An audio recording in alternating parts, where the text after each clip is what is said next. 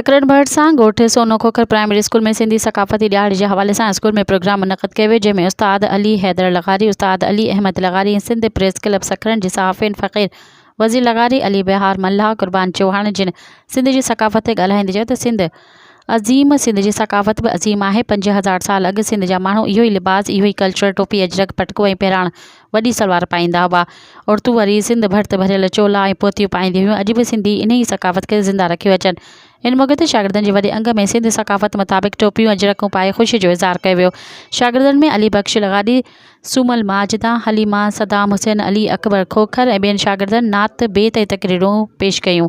School जे हर पासे ईद जो माहौल हो। सिंधी सकाफ़त ॾियार जी अहमियत ऐं उनजी तारीख़ी पस मंज़र ते शागिर्दनि खे स्कूल जे उस्ताद अली अहमद लगारी लेक्चर ॾिनो। इन मौक़े ते शागिर्दनि जे माइटनि, अज़ीज़नि, ॻोठाणनि वॾे अंग में शिरकत कई। मज़ीद ख़बरनि ऐं तफ़सीलात लाइ विज़िट कयो असांजी वेबसाइट www.awamiNewsHD.com ऐं ॾिसंदा रहो अवामी न्यूज़ HD।